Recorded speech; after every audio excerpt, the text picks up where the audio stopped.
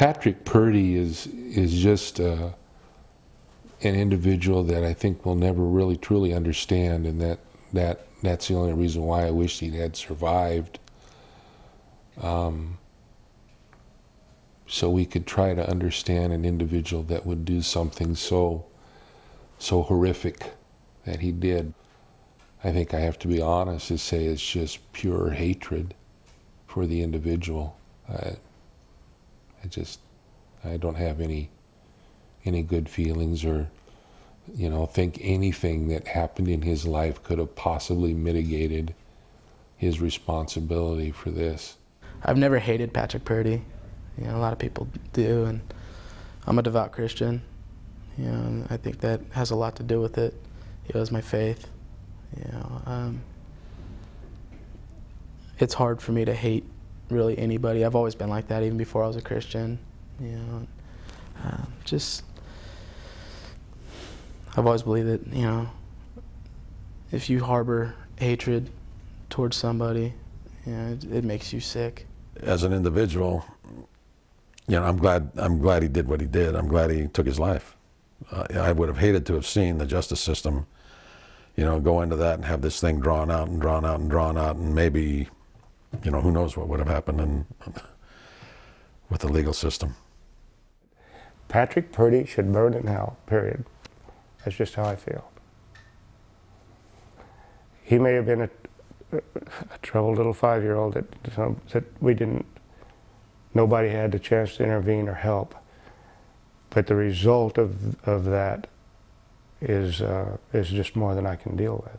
I guess naturally I'm not a vindictive person. I don't like to take revenge on anybody.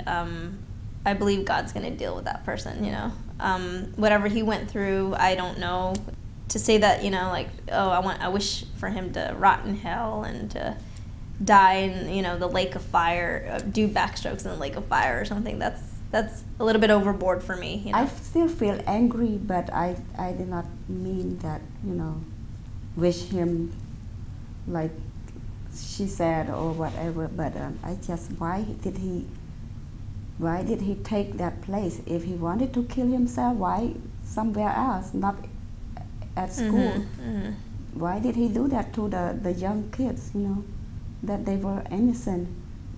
If he did not want to live, or he had any problems, he should do something else by himself, alone. I think we all try to forget it, because we not just have this tragedy in our life. We have a lot in Khmer rules that we try to forget already. So we don't want to add into our memory all the bad stuff, because it's already past. Purdy, he planned, he make a plan to kill people. You put your car into the exploser, material and it bomb, and you come here and you set the time. You have a plan to kill people and you kill yourself. That's not crazy people. That's what they don't like the word crazy. And say they just make an excuse that him crazy. Crazy is not kill people like that, Yeah,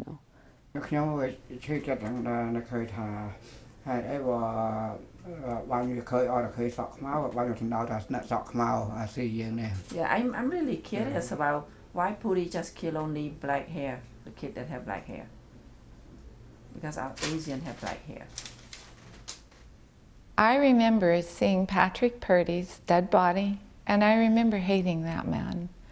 I remember not bothered at all. I mean, the whole school ground looked like a war zone. I saw more blood and gore than any human being wants to see. But the fact that this young man was dead and part of his head was blown off didn't bother me at all, because I hated him for having killed our children.